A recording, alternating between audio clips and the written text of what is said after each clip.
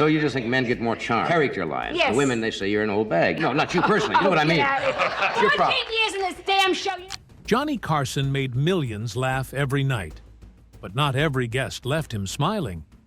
He ran The Tonight Show like a pro, funny, smooth, and always in control. But off camera, Johnny had his limits. He didn't put up with rudeness, fake behavior, or anyone trying to one-up him on his own stage. Some guests crossed the line, and once they did, that was it. No second chances. What's surprising is who ended up on his bad side. Big stars, unexpected names, and some seriously tense moments you might have missed. Let's take a look at the guests Johnny Carson never wanted back. But offstage, he could be really bad. Oh, once he went cold, that was it. I was just blacklisted. Well, I just didn't get invited back. And the stories behind why. Lola Falana wasn't just a guest. She was a moment, a force of nature. The First Lady of Las Vegas.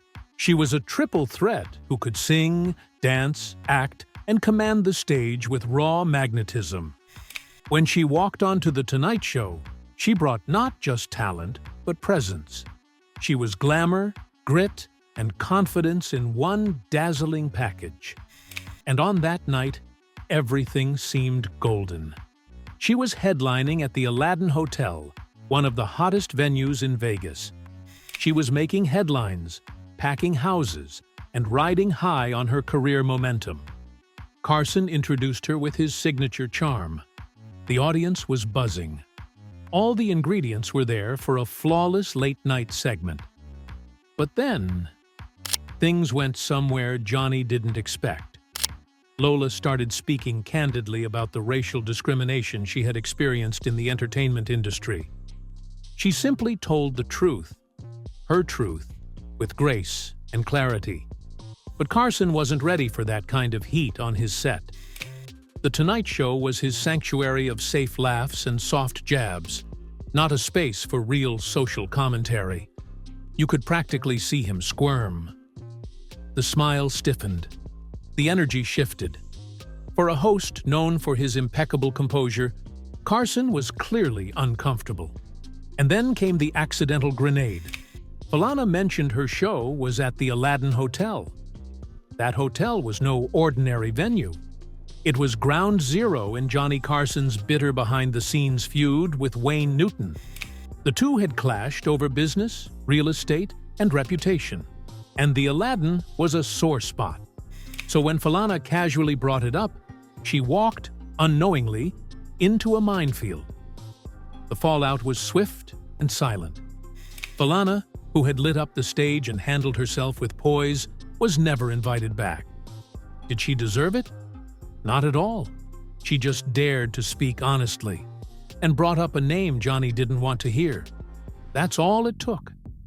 And that's the thing about Carson. He didn't scream or slam doors. He just cut people off. Permanently. And in Falana's case, she became collateral damage in someone else's war. But here's the kicker. She kept dominating the Vegas Strip for years. Kept working, performing, and dazzling audiences who didn't need late-night approval to recognize a star. She didn't just survive the blacklist. She thrived in spite of it. When Dana Carvey exploded onto Saturday Night Live in the late 80s, he was the definition of fresh talent. His impressions were fast, biting, and wildly accurate. Ronald Reagan, George H.W. Bush, Ross Perot, he nailed them all. And one night, The Tonight Show welcomed him in with open arms. Carson saw real potential. He gave Carvey a shot, a rare honor for rising comics at the time. Johnny laughed. The audience roared. But then, he flew too close to the sun. Enter Carsenio, a savage SNL sketch that fused Johnny Carson with Arsenio Hall, mocking Carson as an out-of-touch dinosaur desperately trying to ride the coattails of hip, urban late-night culture. In the bit, Carvey's Johnny wore flashy suits, pandered for laughs, and practically begged to stay relevant. It was hilarious and brutal.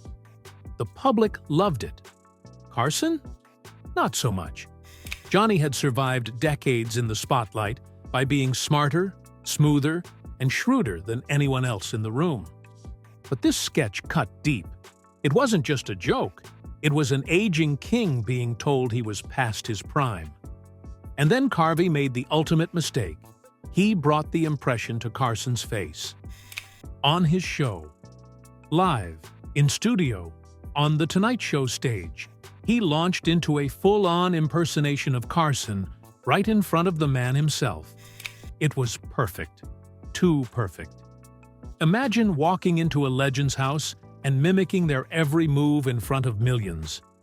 That's not just gutsy. That's career Russian roulette. Johnny sat through it, stone-faced. Maybe a forced smile. But behind the eyes? Nothing. Carson wasn't known for public outbursts. His revenge came quietly. The invites stopped. Dana Carvey was unofficially frozen out. Even when Wayne's World blew up into a pop culture juggernaut and Carvey was one of the biggest names in comedy, Carson kept him on the sidelines. For Carvey, it was a lesson in late-night politics. You don't mock the king on his own throne, and especially not to his face. It didn't ruin Carvey's career. He kept rising. But that couch, that Tonight Show spotlight, it vanished, and it never came back. To the average viewer, Johnny Carson and Ed McMahon were late-night soulmates. Ed was the guy you could count on, always laughing, supportive right there with a booming "yes" to kick off the night. For 30 years, they looked inseparable. Two legends, side by side, every single evening. But behind the curtain, that bromance was an act. Off camera, Johnny and Ed weren't close. They weren't enemies, but they definitely weren't friends. According to multiple insiders, including Carson's own son, Johnny kept Ed at arm's length. In fact, Carson reportedly once told his son, "I can't stand Ed McMahon." Cold? Absolutely, especially considering they shared more stage time than most married couples. The truth is, they were complete opposites. Ed McMahon was a party guy, loud, gregarious, always down for a drink or a laugh. He loved the limelight and leaned into the Hollywood scene. Johnny Carson, on the other hand, was intensely private. Offstage, he was almost a recluse. No after-parties, red carpets, or double dates. When the lights went off, Carson vanished. And Ed?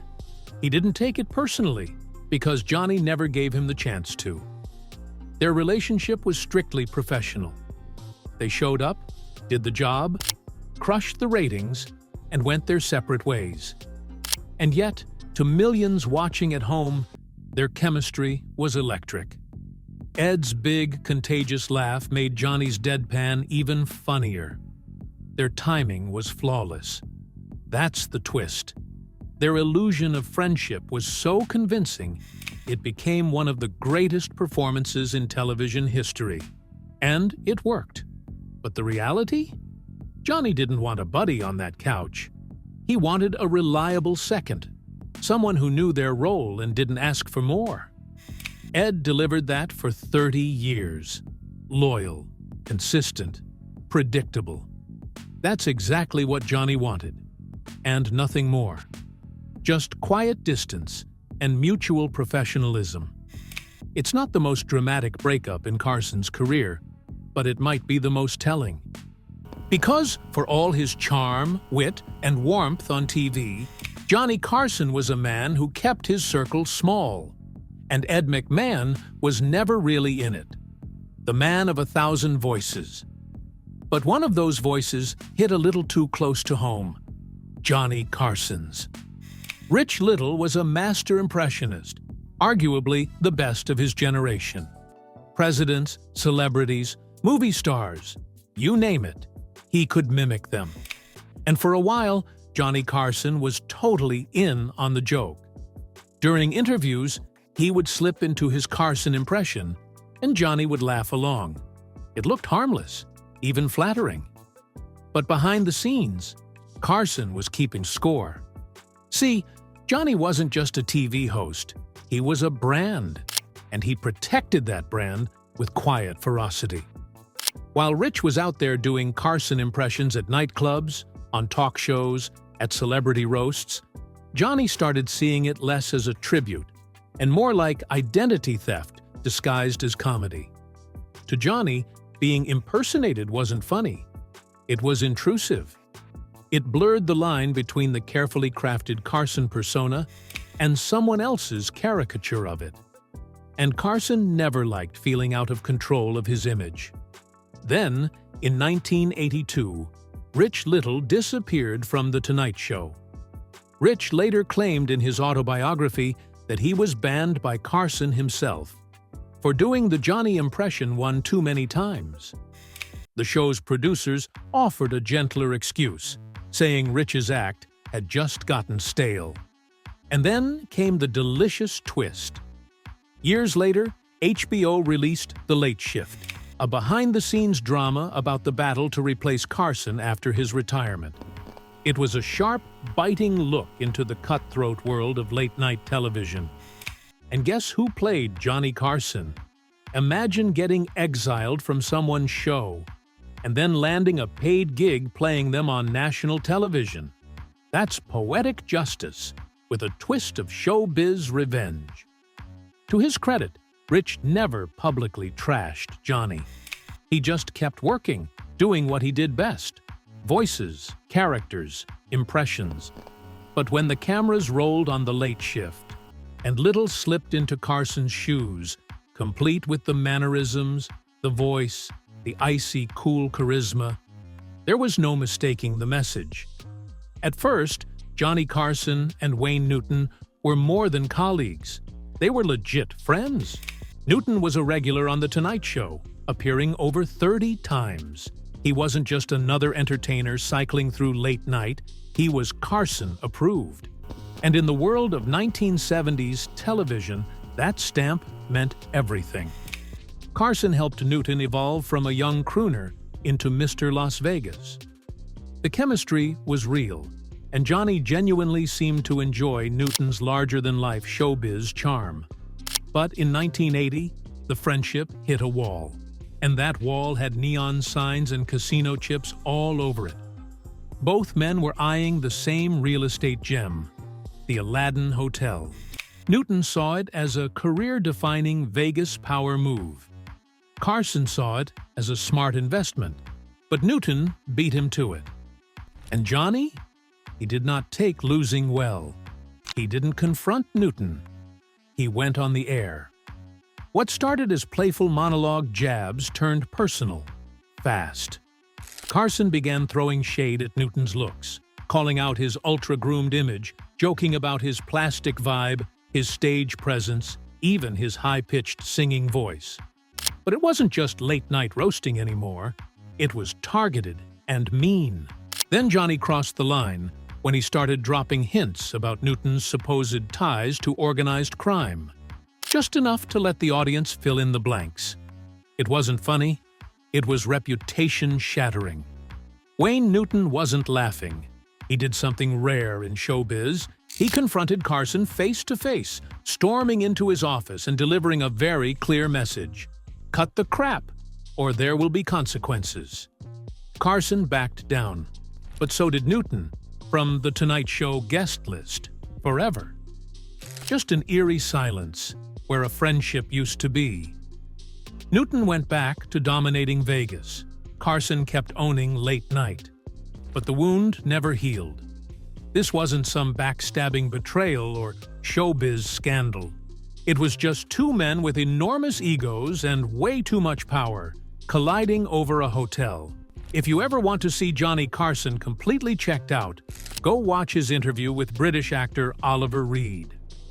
Reed was known for his wild, boozy, unpredictable energy. On that night, he brought it all, and then some. What was supposed to be a charming conversation turned into a slow-motion disaster, live on national television. Things went off the rails fast. Shelley Winters, the fellow guest sitting next to Reed, had clearly had enough of his antics. In one now infamous moment, she dumped a glass of whiskey right on his head. You'd think that would break the tension. It made everything worse. Carson? He looked like he wanted to crawl under the desk.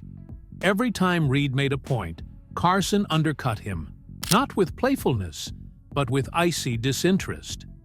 There was even a moment where Johnny smirked. Not out of amusement, but like he was mentally counting the seconds until it ended. The whole vibe, hostile, tense, and totally off-brand for Carson's normally smooth style. Whatever chemistry he had with most guests, it died on that couch that night. Nobody knows exactly what rubbed Johnny the wrong way. Reed's drinking? His arrogance? His refusal to play the game? Whatever it was, Carson made zero effort to hide it. That interview is now legendary. Not because it was good, but because it was so unforgettably uncomfortable. Charlie Callis was a Tonight Show regular, a comedian's comedian. Known for his bizarre voices, rubber-faced expressions, and uncanny sound effects, he had a standing invite with Carson, nearly 50 appearances over 2 decades. But one night in 1982, everything unraveled. Callis came out like always, bouncing with energy and doing his signature wild man routine, but something was off. The jokes were bombing. The crowd wasn't feeling it. And instead of pivoting or playing it cool, Callis doubled down and died harder.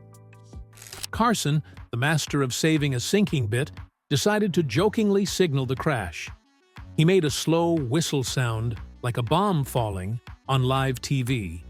It was his classic way of saying, "This is going down fast." That's when Callis made the biggest mistake of his career. He reached over and shoved Johnny. Just a goofy, "Aw, come on," nudge. But here's the problem. Carson didn't do physical contact. Not from someone he worked with. Not on his own stage. Johnny's reaction was immediate. "You'll never be on this show again." He said it live. The audience froze. Callis tried to play it off as a gag, even begged a little. But Johnny wasn't playing. And just like that, decades of goodwill evaporated in one shove. Callis kept working, thanks to his connections with Mel Brooks. But the Tonight Show door was slammed. Permanently. This one cuts deep. Joan Rivers wasn't just another guest. She was Johnny Carson's protege. He didn't just backed her, believed in her, and gave her a shot no other woman in late night had. Guest hosting The Tonight Show. And Joan nailed it. She became a fan favorite. Edgy, fast, unpredictable. Carson loved her style, and she always gave him credit. "Johnny made my career," she said. But in 1986, everything fell apart. Fox offered Joan her own late-night show, a direct competitor to Carson. Huge opportunity. But she made one critical mistake. She didn't tell Johnny first. He found out through the grapevine. Just betrayal in the form of a press release. Carson was livid. He never spoke to her again. Ever. But it didn't stop there. He blacklisted her, quietly but firmly. Told his team anyone who appeared on her show wouldn't be welcome on his. And in those days, The Tonight Show was still the ultimate launchpad. Careers were made or silenced by Carson's couch. Joan's show struggled. She lost booking power. Within a year, she was out. She tried to apologize, but Johnny never responded. Not once. When he died in 2005, the silence was still intact. Rivers later called it the biggest regret of her life. Not taking the show, but not telling him first. This wasn't just a feud. It was a personal heartbreak, broadcast in silence. One conversation could have saved a friendship. Instead, pride burned the bridge forever. Carson made her a star. But when she crossed the line, he made sure she never came back. Bob Hope was a comedy titan, a household name, Hollywood royalty. He entertained troops, starred in films, and owned primetime for decades. And on paper, he and Johnny Carson should have been a dream team. But behind the curtain, Carson couldn't stand him. The problem? Style and ego. Carson thrived on spontaneity. He was sharp, fast, and loved riffing with guests in the moment. Hope, on the other hand, was scripted to death. Every line, joke, answer, pre-written by his team. He'd even bring his own cue cards to the set. It drove Johnny nuts, and if Carson asked a question out of order, Hope would freeze or give the wrong answer. It ruined the flow, killed the vibe, and turned every appearance into a forced comedy sketch. And it got worse. Hope had serious pull at NBC. He could bump guests, take over the studio, or book himself on The Tonight Show whenever he wanted to promote his endless TV specials. Carson hated that. It was his stage, yet Hope still had more pull. One time, Hope handed Johnny a stack of jokes backstage, like he was doing him a favor. Carson took it politely, then turned to his team and snapped, "Can you believe the nerve of that guy?" And the final insult? After one of Carson's best monologues ever, Hope asked to use the laugh track from it, to spice up his own special. And he said yes, but he never forgot. He respected Hope's legacy, sure, but working with him felt like dragging dead weight, a ghost of old Hollywood clinging to airtime. Johnny once told his staff, "If I ever end up like that, just shoot me." It was brutal, but honest. Hope may have been a legend, but to Carson, he was a scripted relic in a world that had moved on. This one's not a grudge. It's a comedy war between two legends, and it's absolutely glorious. Don Rickles was the king of insult comedy. Nobody was safe. Celebrities, strangers, not even Johnny Carson. And unlike most of the guests on this list, Rickles didn't just push Carson's buttons, he slammed his fist on the control panel. And Johnny loved it. Their feud hit legendary status thanks to one unforgettable moment. Carson returned from a night off, sat down at his desk, and immediately noticed something was wrong. His beloved cigarette box was broken. This wasn't just any box. It was an heirloom, something Carson had kept for years. The wood was cracked. The piece was ruined. Turns out, Don had guest hosted the night before and, while goofing around with Bob Newhart, had banged the box so hard it broke. Carson, fuming but focused, grabbed the broken box and a mic and stormed across the studio, on camera. Rickles was filming CPO Sharkey down the hall. Carson didn't care and barged in. The whole thing was spontaneous, absurd, and unforgettable. 2 years later, it almost happened again. Rickles, guest hosting The Tonight Show, started banging on Carson's desk again, mid-bit, then froze in terror, realizing what he was doing.